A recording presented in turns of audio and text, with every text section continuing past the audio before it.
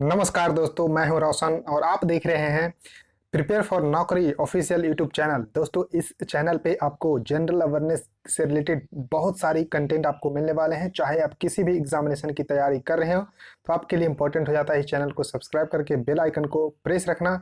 और एक दोस्तों शिकायत है आप लोगों से कि आप लोग वीडियो को लाइक नहीं करते हैं। वीडियो को बनाने में बहुत ही मेहनत लगती है। देखिए, आप लोग को अच्छा नहीं लगता है तो कमेंट में बता सकते हैं कि आपको इसमें क्या सुधार की ज़रूरत है। अदरवाइज वीडियो को लाइक जरूर करिएगा। तो ये आपको 13वां लेक्चर है HAL में, जो डिज़ाइन ट्रेनिंग और मैनेजमेंट ट्रेनिंग का प्रिपरेशन कर रहे हैं। टॉप 1000 जनरल अवेयरनेस के क्वेश्चन को इस सीरीज कंप्लीट होगा उस माध्यम से। और इसका PDF 1 से 5 लेक्चर तक के टेलीग्राम पे प्रोवाइड करवा दिया गया है, तो उसको जो है डाउनलोड कर सकते हैं। टेलीग्राम चैनल का लिंक डिस्क्रिप्शन में होगा और सारी लेक्चर जो 13 लेक्चर हो जाएगी उसका डिस्क्रिप्शन में लिंक मिल जाएगा प्लेलिस्ट का। तो देखिए, एग्जाम डेट आपको ध्यान रखना है 24 से 25 अप्रैल के बीच में होने वाला है। और देखिए, 136 नंबर आपके सामने क्वेश्चन है कि JP Nadda was elected as the president of the Bharatiya Janata party, he is the president of the BJP। यानी कि पूछा जा रहा है कि JP नड्डा जो कि इलेक्ट हुए थे president of the Bharatiya Janata party, वो कौन से नंबर के प्रेसिडेंट बने थे? तो वो थे 11th नंबर के प्रेसिडेंट, यानी कि भारतीय जनता पार्टी के ये आपको राष्ट्रीय प्रेसिडेंट हैं 11वें नंबर के। और ध्यान रखना है दोस्तों, ये JP नड्डा का पिक्चर है और ये बने हैं जनवरी 2020 में। जनवरी 2020 से ही ये बने हुए हैं, इसका आपको ध्यान रखना है। पहले थे अमित शाह, लेकिन वो बन गए होम मिनिस्टर, तब से वो पद यही संभाल रहे हैं JP नड्डा। अब देखिए, नेक्स्ट क्वेश्चन है कि which of the following nation won the FIFA world cup most number of the times? तो इसका करेक्ट आंसर होगा दोस्तों Brazil. Brazil is the correct answer for this question. देखिए, एक क्वेश्चन रिपीटेडली बहुत सारे एग्जाम में आते हैं, तो ये मोस्ट इंपॉर्टेंट है कि फीफा वर्ल्ड कप को सबसे ज़्यादा बार किसने जीता है? तो ब्राजील, और ये 5 बार खिताब अब तक जीत चुका है। और देखिए, 2018 का जो फुटबॉल वर्ल्ड कप हुआ था वो हुआ था रसिया में, जिसको जीता था फ्रांस ने। और अब 2022 का फीफा वर्ल्ड कप होने वाला है कहाँ? तो कतर में होने वाला है। ध्यान रखिएगा, कतर में 2022 में फीफा वर्ल्ड कप होने वाला है मेंस का। अब देखते हैं कि वहां पर कौन सी टीम जीत पाती है। तो ध्यान रखिएगा, Brazil maximum number of time खिताब जीत चुकी है फीफा का। अब क्वेश्चन आपके सामने कि who among the following the first recipient of the Rajiv Gandhi Khel Ratna award? तो देखिए, राजीव गांधी खेल रत्न अवार्ड 1991-92 से दिया जा रहा है और एक खेल में दिया जाने वाला सबसे प्रतिष्ठित पुरस्कार है। और सबसे पहले इसको जीते थे विश्वनाथन आनंद।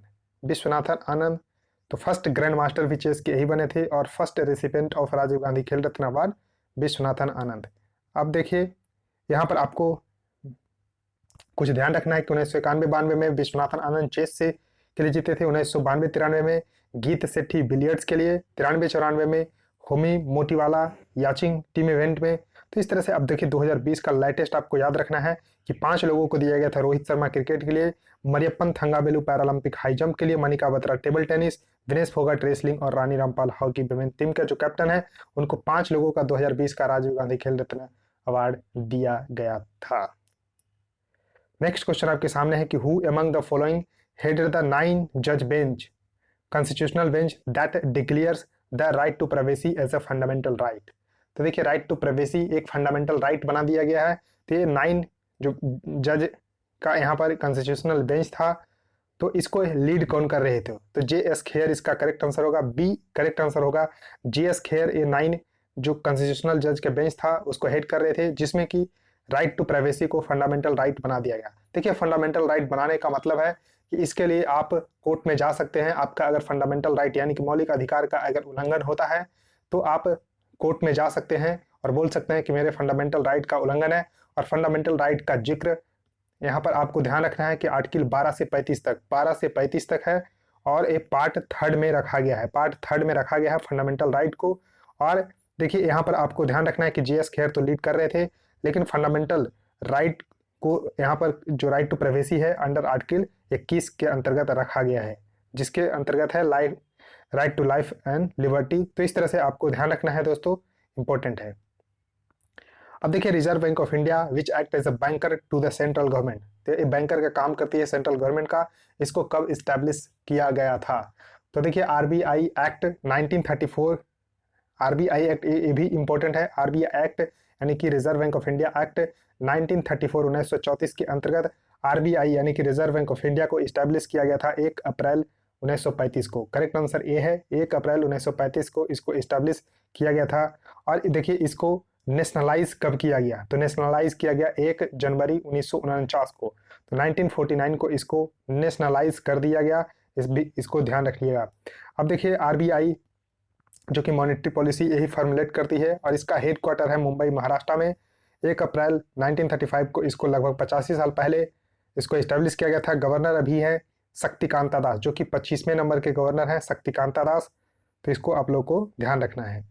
अब देखिए क्वेश्चन है कि the first 5-year plans main's emphasis was to improve the condition of the agriculture in India. The plan began in the year. तो देखिए पहले प्लानिंग कमीशन हुआ करती थी। प्लानिंग कमीशन पंचवर्षीय योजना बनाती थी। तो सबसे पहला पंचवर्षीय योजना 1951 से लेकर 1956 तक चला था और लेटेस्ट यानी कि 12 पंचवर्षीय योजना चला है 2012 से लेकर 2017 तक। लेकिन आपको जैसा पता होगा कि 2014 में प्लानिंग कमीशन को खत्म करके एक नया जो है थिंक टैंक बनाया गया, NITI Aayog, national institution for transforming India. तो 1 जनवरी 2015 से नीति आयोग आ गया, तो प्लानिंग कमीशन को खत्म कर दिया गया। तब अब जाकर पंचवर्षीय योजना नहीं बनती है। तो यहाँ पर आपको ध्यान रखना है कि फर्स्ट 5-year प्लान बना था 1951 में ध्यान रखिएगा। और देखिए प्लानिंग कमीशन के जो एक्स ऑफिशियल चेयरमैन भी प्राइम मिनिस्टर हुआ करते थे और नीति आयोग का भी एक्स ऑफिशियल चेयरमैन होते हैं प्राइम मिनिस्टर। नेक्स्ट क्वेश्चन है कि व्हाट इज द पाक स्टेट। तो देखिए पाक स्टेट क्या है। तो पाक स्टेट दोस्तों एक वाटर बॉडी है जो कि सेपरेट करता है इंडिया और श्रीलंका को। तो इसको ध्यान रखिएगा। तो करेक्ट आंसर होगा डी। अब मैप में आप समझिए। तो देखिए ये आपको अपना प्यारा भारत है और ये है श्रीलंका। तो यहाँ पर आपको देखिए पाक स्टेट देखने को मिल रहा है जो कि आपको सेपरेट करती है। यहाँ पर देखिए इंडिया और श्रीलंका, तो ये एक वाटर बॉडी है। इधर आपको गल्फ ऑफ मन्नार है और इधर आपको बे ऑफ बंगाल है और ये आपको कन्याकुमारी देखने को मिल रहा है। तो इसको आप लोगों को ध्यान रखना है। अब देखिए क्वेश्चन है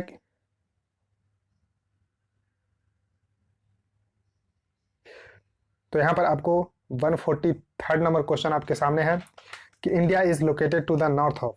तो देखिए इंडिया जो है किसके नॉर्थ में लोकेटेड है। तो दोस्तों इसका जो करेक्ट आंसर होगा वो होगा इक्वेटर। इक्वेटर के नॉर्थ में इंडिया लोकेटेड है। अब देखिए मैप में इसको ध्यान से देखिए। तो देखिए ये आपको 0 डिग्री जो लैटिट्यूड है वो आपको होता है इक्वेटर। 0 डिग्री लैटिट्यूड जो होता है वो होता है इक्वेटर। और 23.5 डिग्री अगर साउथ है तो ट्रॉपिक ऑफ कैप्रिकॉर्न। 23.5 डिग्री अगर नॉर्थ है तो ट्रॉपिक ऑफ कैंसर।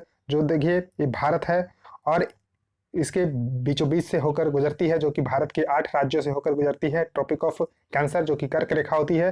तो देखिए ये आपको इसके नॉर्थ में है। तो इसके नॉर्थ में है तो ध्यान रखिएगा दोस्तों इक्वेटर के नॉर्थ में इंडिया लोकेटेड है।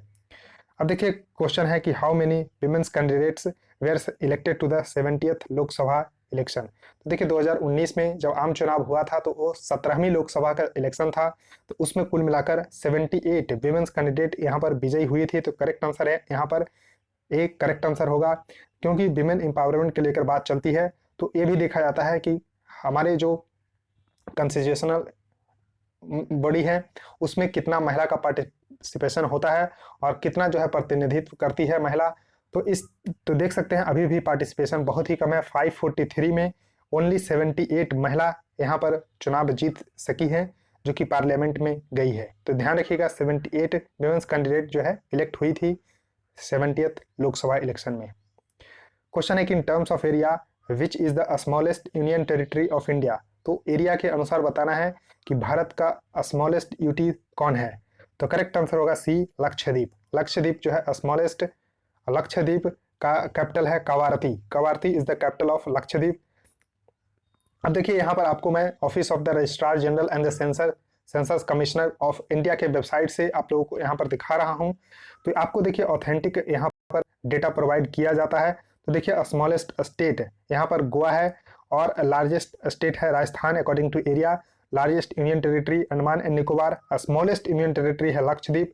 देखिए लार्जेस्ट डिस्ट्रिक्ट आपको कच्छ जो गुजरात में है और स्मॉलेस्ट डिस्ट्रिक्ट जो है माहे जो कि पुडुचेरी में है। तो इस तरह से आपको एरिया उतना याद नहीं रखना है।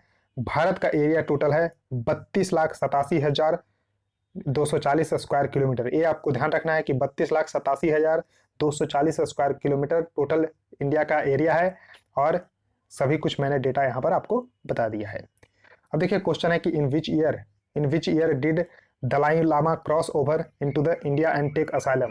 तो देखिए चाइना तिब्बत को जब हथिया लिया तो यहाँ पर जो 14th द इलामा थे, 14th द इलामा ये आपको देखने को मिल रहे हैं। ये 1959 में भारत में असाइलम लिए, तो इसका ध्यान रखिएगा 1959 में, और 14th दलाई लामा अभी हैं। क्वेश्चन है कि as of March 2021 what is the total number of the wild life sanctuary in India. तो देखिए वन्य जीव अभयारण्य अभी भारत में कितने हैं, तो 566 हो चुके हैं। तो इसका ध्यान रखिएगा 566 वाइल्ड लाइफ सेंचुरीज इन इंडिया। तो सभी को आपको याद नहीं रखना है, तो क्वेश्चन के माध्यम से जो कम कवर होते हैं तो आपको ध्यान रखना है। देखिए 566 को अगर रखने बैठे तो काम नहीं चलेगा। अब देखिए यहाँ पर आपको ध्यान रखना है कि 566 एग्जिस्टिंग वाइल्ड लाइफ सेंचुरी है इंडिया में, जो कि 1,22,420 स्क्वायर किलोमीटर एरिया को कवर करता है, जो कि टोटल जियोग्राफिकल एरिया जो 32,87,240 स्क्वायर किलोमीटर है उसका 3.72% है। तो इसका आप लोगों को ध्यान रखना है। तो देखिए डेटा है नेशनल वाइल्ड लाइफ डेटाबेस, दिसंबर 2020 का डेटा है। क्वेश्चन है कि which of the following cities is home to the one of the famous Swami Narayan Akshardham temple in India. तो देखिए ये आपको फेमस टेम्पल है, बहुत ही भव्य मंदिर है, यहाँ पर देखने को मिल रहा है, न्यू दिल्ली में है। तो चलिए आपको यहाँ पर दर्शन करवा देता हूँ स्वामी नारायण अक्षरधाम टेम्पल, जो कि न्यू दिल्ली में स्थित है। तो ये देखिए कितना बेहतरीन जो है टेम्पल यहाँ पर है। तो ये है आपको अक्षरधाम का टेम्पल। तो ध्यान रखिएगा स्वामी नारायण अक्षरधाम टेम्पल है न्यू दिल्ली में।